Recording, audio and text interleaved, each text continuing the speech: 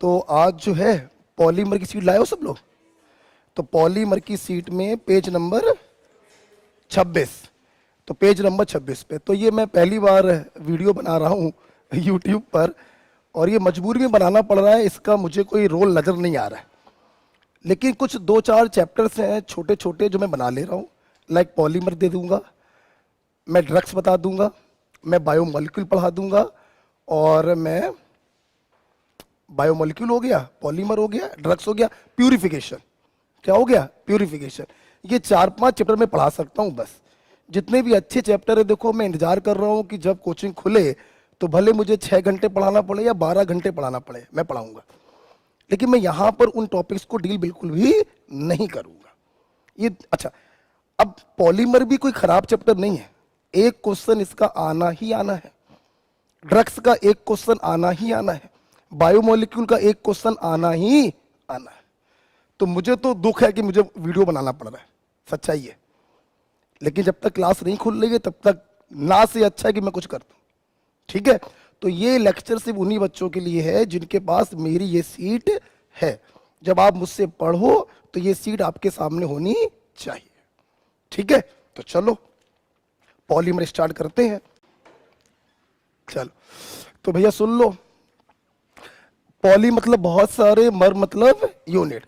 जब बहुत सारी छोटी छोटी यूनिट आपस में मिलकर एक बड़ी यूनिट का फॉर्मेशन करते हैं तो उस बड़ी यूनिट को कहेंगे पॉलीमर, इस फिनोमिना को कहेंगे पॉलीमराइजेशन। और जिन छोटी छोटी यूनिट से ये मिलकर बना है उसे कहेंगे मोनोमर। एग्जाम्पल के तौर पर, जैसे ये एक मोनोमर है, इसकी बहुत सारी यूनिट आपस में जुड़ गई और एक बड़ी यूनिट का फॉर्मेशन हुआ, तो इस बड़ी यूनिट को कहेंगे पॉलीमर और इस फिनोमिना को कहेंगे पॉलीमराइजेशन, ठीक है। अब सुनना, यहां पर मेन बात यह आती है कि पॉलीमर का नाम कैसे करें। तो सुन लो, आप पॉली लिखोगे और प्लस नेम ऑफ मोनोमर, जिससे मिलकर ये पॉलीमर बना है, उसके नाम को आगे लिख देना, तो ये पॉलीमर का नेम हो जाएगा, ठीक है। हाशिए पर इसको लिखो, पेज नंबर 26 के हाशिए पर सिर्फ इतना लिखना है।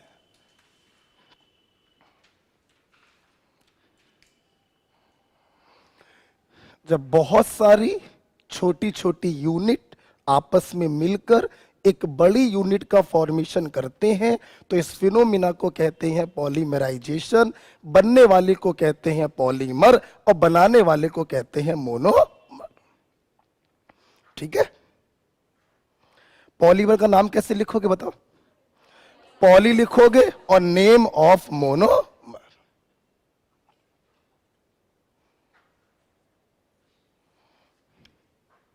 ठीक है। अब सुनो, अब आपकी कॉपी पर पहला लिखा हुआ है क्लासिफिकेशन। कॉपी पर देखो, on the basis of monomer. 2 प्रकार के हैं, होमोपॉलीमर और हेट्रोपॉलीमर। देखो जरा,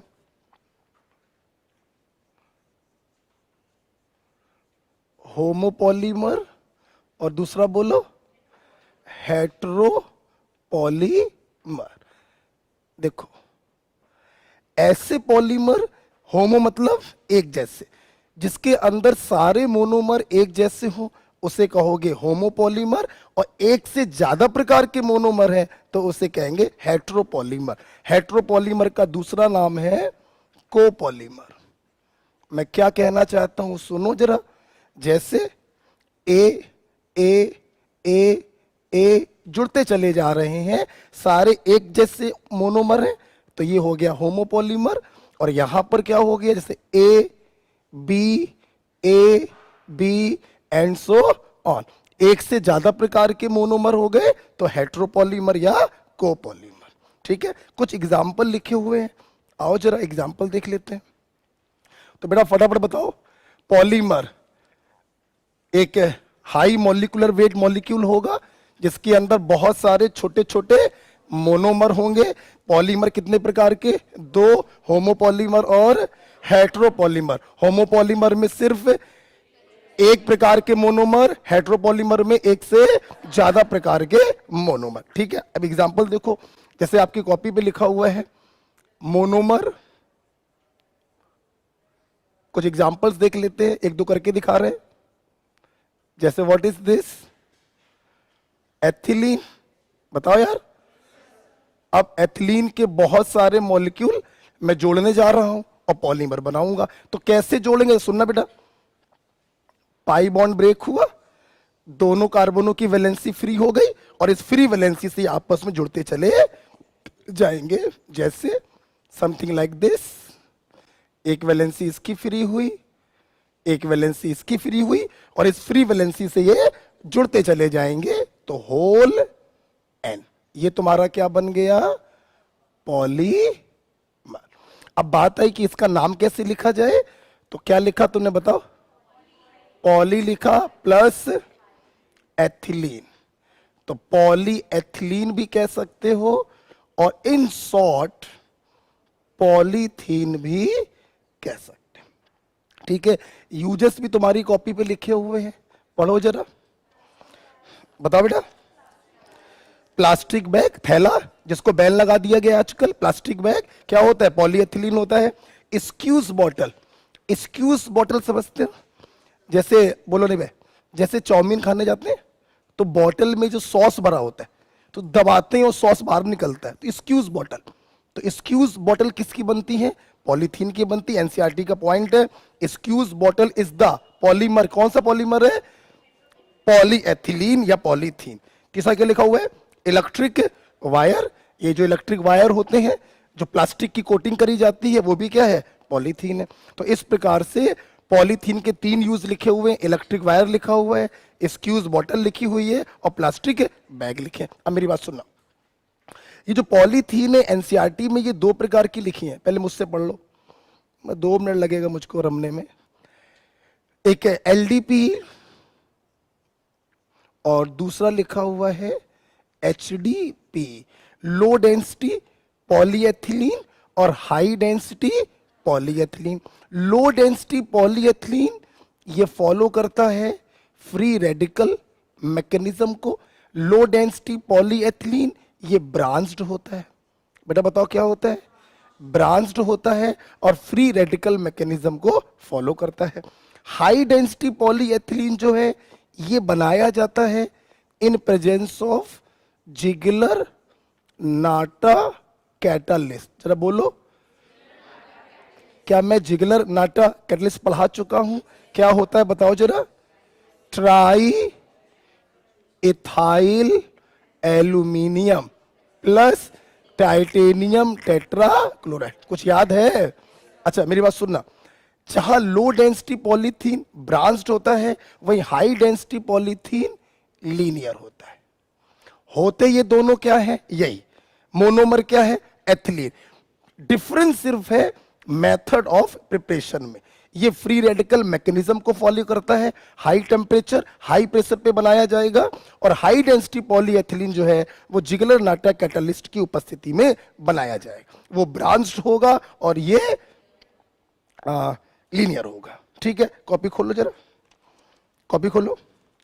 जहां पे लिखा है एलडीपी लिखा है उसके ऊपर तिरछा तिरछा लिखो ब्रांच्ड। जैसे मैं लिख रहा हूं वैसे लिखो। ठीक है, एचडीपी के ऊपर लिखो तिरछा तिरछा लिखो लीनियर।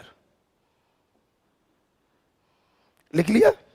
जहां भी लिखा है LDP low density polyethylene, bracket के आगे लिख दो फ्री रेडिकल मैकेनिज्म, ब्रैकेट के आगे लिख दो फ्री रेडिकल मैकेनिज्म।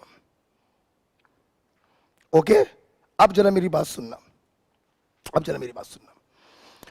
एक एनसीईआरटी में एक पॉइंट लिखा हुआ है चेन ट्रांसफर एजेंट। क्या नाम लिखा हुआ है? Chain transfer agent. ध्यान से मेरी बात सुनो। Low density polyethylene free radical mechanism को फॉलो करता है और तुम्हें मालूम है, आपने रिएक्शन मैकेनिज्म में पढ़ा कि जितनी भी फ्री रेडिकल मैकेनिज्म होती हैं उनको बंद करने के लिए लास्ट स्टेप होता है चेन टर्मिनेटिंग स्टेप। होता है। तो वही किसी पॉलीमराइजेशन को टर्मिनेट करने के लिए हम इस्तेमाल करते हैं चेन ट्रांसफरिंग एजेंट। अब यार सवाल ये है, टर्मिनेट करना है तो चेन टर्मिनेटिंग एजेंट बोलो, ये चेन ट्रांसफर एजेंट क्यों बोल रहे हो? तो मैकेनिज्म तो मैं बताऊंगा नहीं, जरूरत नहीं उसकी, एक उदाहरण से समझा रहा हूं। जैसे क्या है, बहुत सारे बॉयज खड़े हैं, आपस में हाथ मिलाते जा रहे हैं और बॉयज की चेन जो है वो लंबी होती चली जा रही है। एकदम से क्या हुआ, विकास पोरवाल आए और उन्होंने एक बॉय के हाथ को पकड़ा, तो यहीं से टीचर आ गया बीच में, पॉलीमराइजेशन क्या हो गया, बंद हो गया। और मैंने अपने दूसरे हाथ से गर्ल्स का हाथ पकड़ लिया और यहां से गर्ल्स का पॉलीमराइजेशन चालू हो गया। मतलब ये जो चेन ट्रांसफर एजेंट है, ये किसी एक चेन के पॉलीमराइजेशन को टर्मिनेट करते हैं और दूसरी चेन के पॉलीमराइजेशन को इनिशिएट करते हैं। इसीलिए इनको कहा जाता है चेन ट्रांसफर एजेंट। टर्मिनेट भी कर दिया और दूसरी चेन को इनिशिएट भी कर दिया। कहां पर यूज होंगे? Free radical mechanism. एम्स 2007 में क्वेश्चन पूछा गया था and the answer is CCl4। ठीक है, कहां लिखना वो मैं बताऊंगा।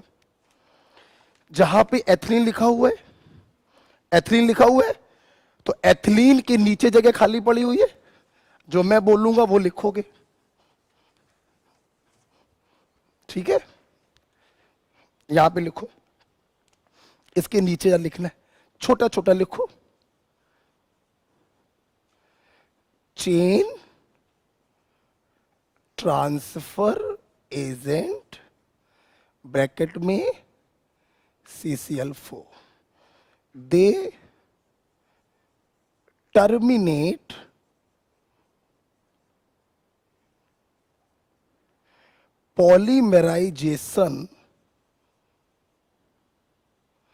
polymerization of one chain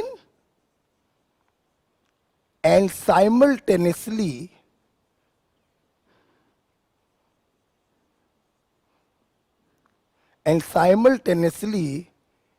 initiate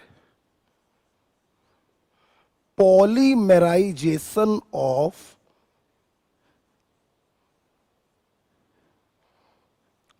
another chain।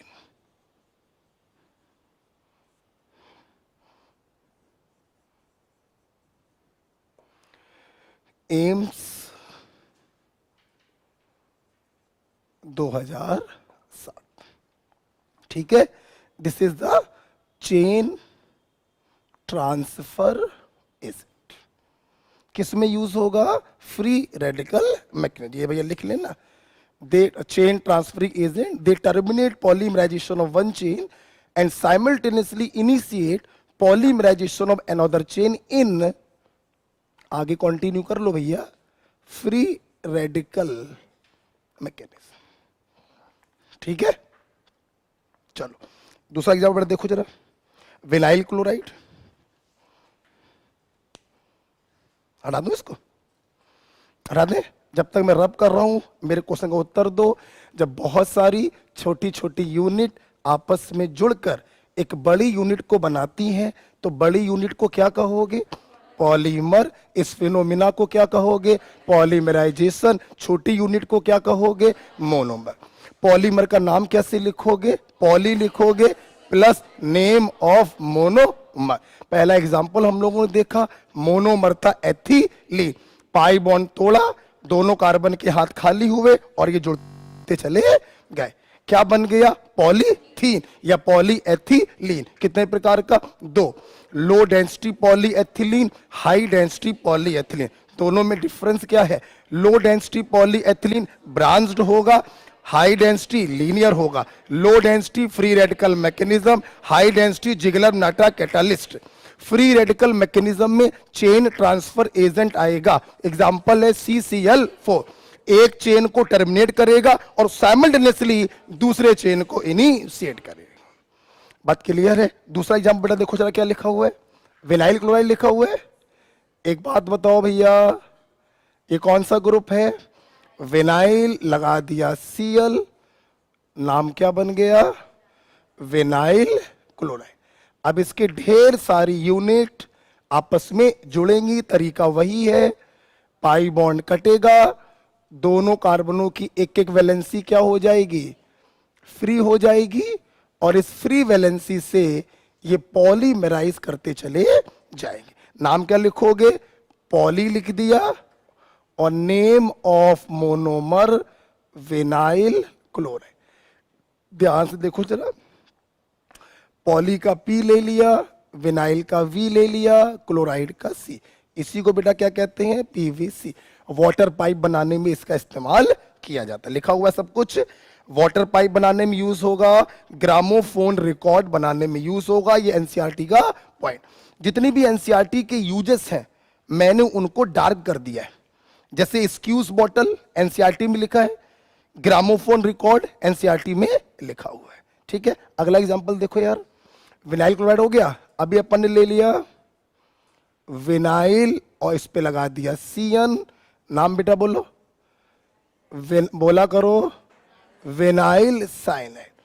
ढेर सारे मॉलिक्यूल आपस में मर्ज होंगे, पाई बॉन्ड कटेगा, दोनों कार्बनों की वैलेंसी क्या हो गई, फ्री हो गई, और फ्री वैलेंसी से ये जुड़ते चले जाएंगे।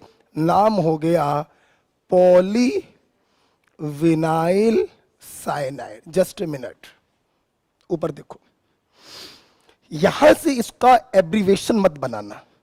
अगर इसका तुम एब्रीवेशन बनाओगे तो वो आएगा PVC, जो ये होता है। ठीक है, तो इसका जो एब्रीवेशन बनाते हैं वो इसके दूसरे नाम से बनाएंगे। विनाइल साइनाइड का दूसरा बेटा नाम होता है एक्राइलोनाइट्राइल। 2 बार बोलो, फिर से बोलो, एक्राइलोनाइट्राइल। तो इसका दूसरा नाम क्या बन गया, पॉली एक्राइलोनाइट्राइल पैन। ये इसका शॉर्ट बनेगा। पीवीसी नहीं लिख सकते, वो हो जाएगा PAN, पॉली एक्राइलोनाइट्राइल। और इसका यूज लिखा होगा आपकी कॉपी में ऑरलॉन फाइबर, बहुत इंपॉर्टेंट है।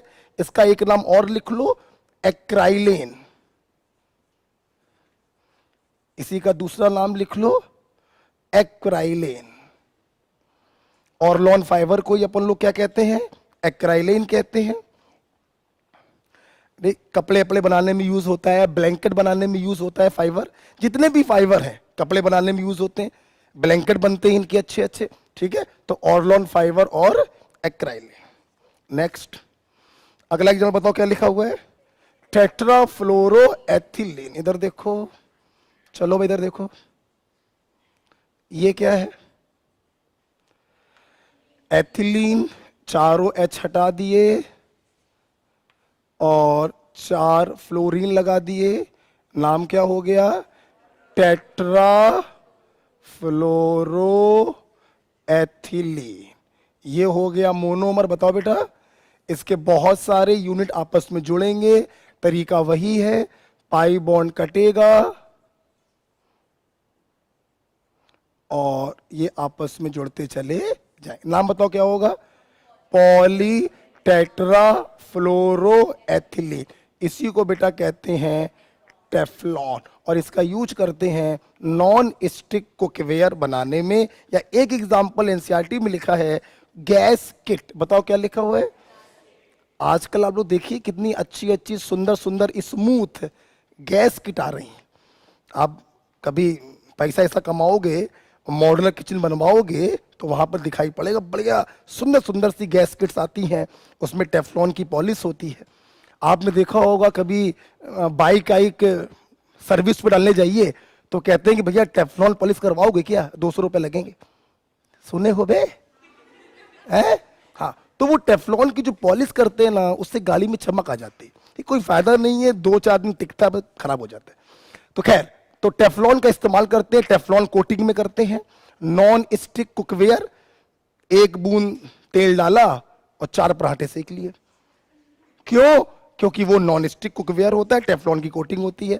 सेम चीज क्या है, गैस किट। ठीक है, तरीका देखो वही चल रहा है, चाहे एथिलीन हो, चाहे विनाइल क्लोराइड हो, चाहे एक्राइलोनाइट्राइल हो, चाहे टेट्राफ्लोरोएथिलीन, तरीका सब में वही हुआ। पाई बॉन्ड कटा, दोनों कार्बन के हाथ फ्री हुए और जुड़ते चले गए। Am right? फटाफट बोलो बेटा।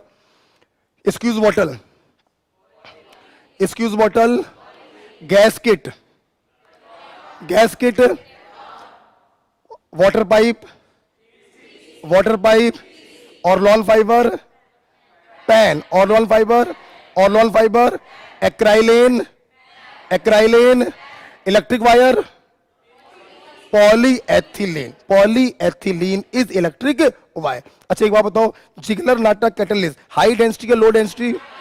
अच्छा एक बात बताओ, ब्रांच कौन है? ब्रांच कौन है? Free radical mechanism, chain transferring agent, CCl4, chain transfer agent बोलो CCl4। क्या ये सिर्फ एक चेन को टर्मिनेट करते हैं? एक को टर्मिनेट करेंगे और दूसरे को इनिशिएट करेंगे, इसीलिए नाम पड़ता है चेन ट्रांसफरिंग एजेंट।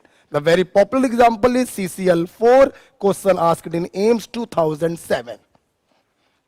अब तो यार एम्स होना नहीं है, खैर कोई बात नहीं, आगे बढ़ो बेटा। अगला एग्जांपल बेटा क्या दिया है? स्टाइरिन। आ जाओ, स्टाइरिन सब लोग जानते हो, बेंजीन में विनाइल ग्रुप लगा दो। What is this? Styrene. What is this? What is this? Styrene. तरीका फिर से वही होगा, इसकी ढेर सारी यूनिट। कैसे जोड़ोगे बताओ? पाई बॉन्ड कटेगा, दोनों कार्बनों का एक एक वैलेंसी क्या होगा? फ्री होगा, और इस फ्री वैलेंसी से ये बताओ जुड़ते चले जाएंगे। नाम बनाओ, नाम बनाओ, पॉलीस्टाइरीन। और इसी को बेटा कहते हैं स्टाइरॉन। जोर से बोलो, क्या कहते हैं? स्टाइरॉन। इसका यूज बहुत इंपॉर्टेंट है बेबी फीडिंग बॉटल और सॉफ्ट ड्रिंक बॉटल बनाने में। बच्चों की दूध की बोतल होती है, इसी से बनती है स्टाइरॉन। तो बेबी फीडिंग बॉटल्स या सॉफ्ट ड्रिंक बॉटल बनाने में हम स्टाइरॉन का इस्तेमाल करते हैं। नेक्स्ट, अब जो इधर देखो बेटा, एक बात बताओ, शायद ही किसी को याद हो, उम्मीद करते हैं याद होना चाहिए। एथिलीन से मैंने 4 एसिड बनाकर दिखाए थे, याद है? नहीं याद है? कॉपी के सबसे पीछे लिखवाए थे हमने। एथिलीन से 4 एसिड बनाए थे, एक एच हटाया, COOH लगाया, acrylic acid, crotonic acid, cinnamic acid और maleic acid. Do you remember? तो अगर आपको याद हो तो एथिलीन से 4 एसिड बनाए थे, पहला एसिड था, एक एच हटाया और COOH लगाया। What is this? Acrylic acid. अब इस एक्राइलिक एसिड का मैं ईस्टर बनाने जा रहा हूं, तो मैंने H हटाया और CH3 ग्रुप लगाया। नाम क्या हो गया? Methyl acrylate. भूल गए हो? ईस्टर का जर्नल नाम कैसे करते हैं? एसिड के जर्नल नाम से इक को हटाओ, 8 को लगाओ, तो इसका नाम हो गया मिथाइल एक्राइलेट। सहमत हो?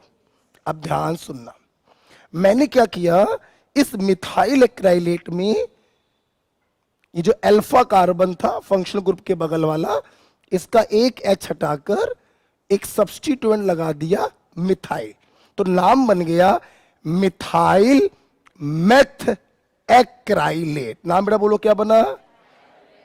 मिथाइल मेथ एक्राइलेट, शॉर्ट में MMA। ठीक, अब ये हो गया मोनोमर, इसके ढेर सारी यूनिट आपस में जुड़ेंगी। तरीका वही है, पाई बॉन्ड कटेगा और जुड़ता चला। बनाकर दिखाएं? जरूरत तो नहीं है। नाम बताओ क्या बन गया? Polymethyl methacryl. इसी को कहते हैं हम लोग प्लेक्सी ग्लास। बोलो क्या कहते हैं? बोलो क्या कहते हैं? फिर से बोलो क्या कहते हैं? प्लेक्सी ग्लास कहते हैं, लूसाइड कहते हैं, पर्सपेक्स कहते हैं। सारे नाम बुकलेट में लिखे हुए, और इसका यूज करते हैं आई लेंस बनाने में। बेटा बोलो किस में?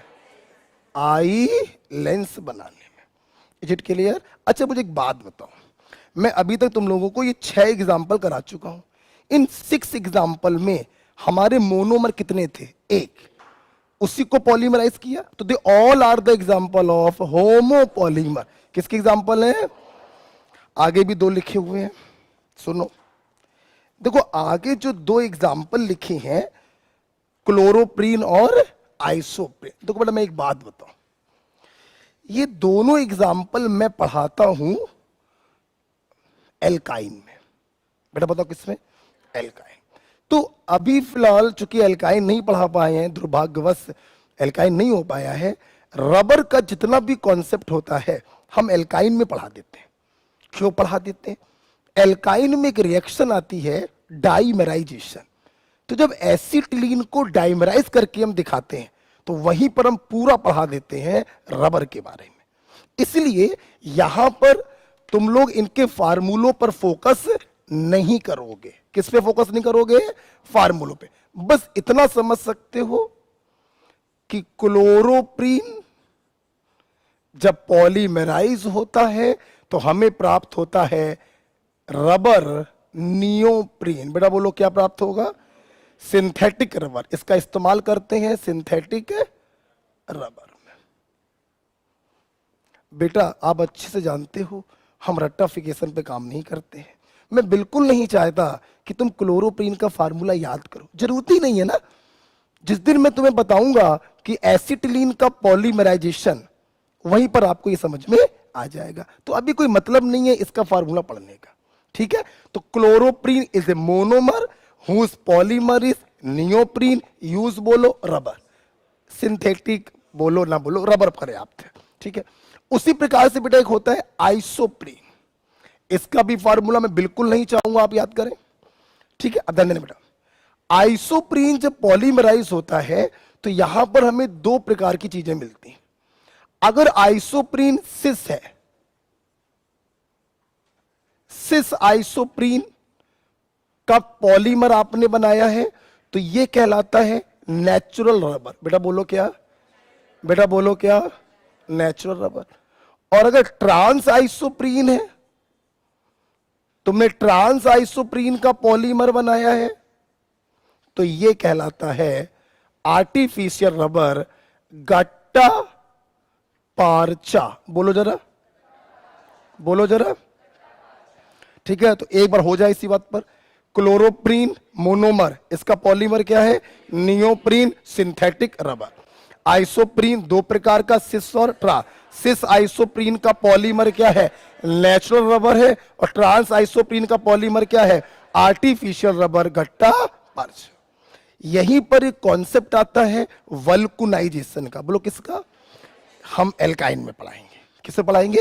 एल्काइन, ठीक है? नेक्स्ट, ये सारे एग्जाम्पल किसे चल रहे हैं? होमोपॉलीमर के। अब आपकी सीट पर दो एग्जाम्पल लिखे हुए हैं हेट्रोपॉलीमर के। एक ब्यूना एस लिखा है, एक ब्यूना एन लिखा है। आ जाओ सुनो, जो भी लोग YouTube पे पढ़ेंगे सीट लेके जरूर बैठें, तभी समझ में आएगा, है ना? बिना सीट के काम नहीं हो पाएगा, ठीक? अब देखो जरा, एक पॉलीमर है ब्यूना एस, ये पॉलीमर है। Buna stands for buta 1,3 di, ठीक? और S stand for monomer styrene. तो ब्यूना एस समझ में आ रहा है कि इट इज ए कोपॉलीमर या हेट्रोपॉलीमर। इसके मोनोमर कौन कौन से हैं? ब्यूटा 1,3 डाईन है और स्टायरीन। क्लियर? इधर देखो जरा सब लोग, ये रहा ब्यूटा डाईन। नंबरिंग कहीं से भी कर लो, सिमेट्रिकल है, 1 2 3 4। और ये रहा स्टायरीन, ठीक? अब जरा देखना ध्यान से, ये अल्टरनेट फैशन में अरेंज होंगे। बेटा बोलो किस में अरेंज होंगे? अल्टरनेट। जब मैं बताऊंगा तब लिखना, अल्टरनेट फैशन में कैसे होंगे जरा देखो, जरा देखो, देखो। सिंपल पाई बॉन्ड कटेंगे ऑल 6 कार्बन, एक वैलेंसी फ्री हो गया। इसने इससे हाथ मिला लिया, इसने इससे हाथ मिला लिया, तो फ्री वैलेंसी सिर्फ किसकी बची?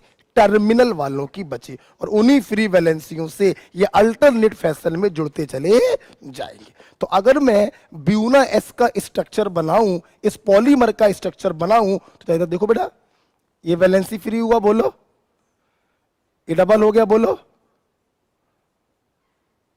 इससे जुड़ जाएगा ये वाला कार्बन,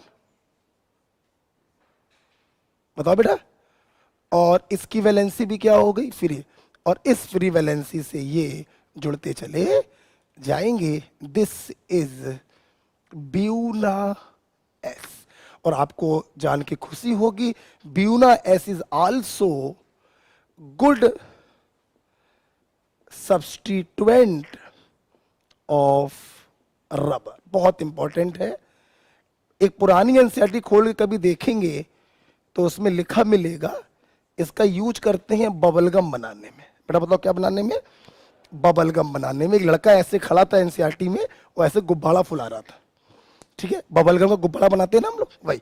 तो Buena S is a good substituent of rubber. Rubber हर उस चीज को कह सकते हो जो खिंच रहा है, जिसमें इलास्टिसिटी है, दैट इज रबर। आप देखिए, मैं फिर से रिवाइज करा रहा हूं, फटाफट बोलेंगे। क्लोरोप्रीन का पॉलीमर था नियोप्रीन, वो भी था सिंथेटिक रबर। सिस आइसोप्रीन का नेचुरल रबर, ट्रांस आइसोप्रीन का आर्टिफिशियल रबर, गट्टा पार्सल। और Buena S is also a type of rubber. इसका इस्तेमाल कर रहे हैं बबल गम। क्या चित्र बना हुआ है? चित्र बना हुआ है, बना हुआ है, और सारी बातें लिखी हुई हैं। Bubble gum good substituent of rubber. अपनी कॉपी पर ये पाई बॉन्ड ब्रेक करते हुए दिखाओ, अपनी कॉपी पर पाई बॉन्ड ब्रेक करते हुए दिखाओ।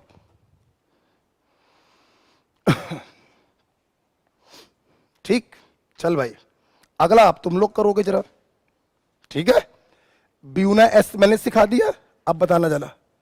अगला एग्जांपल लिखा हुआ है Buna N. Buna means buta 1,3 diene, और एन का मतलब है एक्राइलोनाइट्राइल। बढ़िया, acrylonitrile, that is vinyl cyanide. Vinyl बनाकर दिखाइए, इसका पॉलीमर बनाकर दिखाओ, पॉलीमर।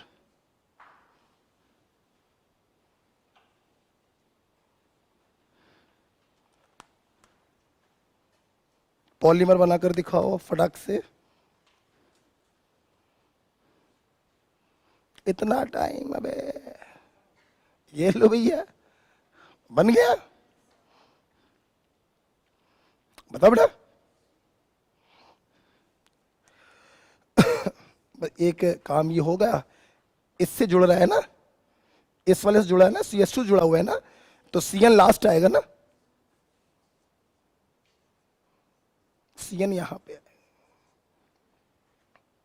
ठीक है। बताओ बेटा।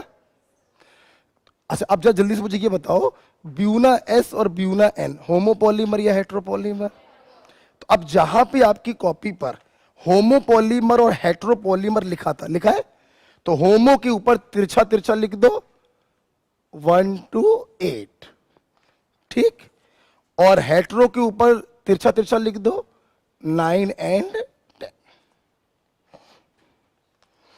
क्लियर हो गया? बताओ यार। चलो सुनो भैया, आ जाओ, पेन कॉपी बंद करो।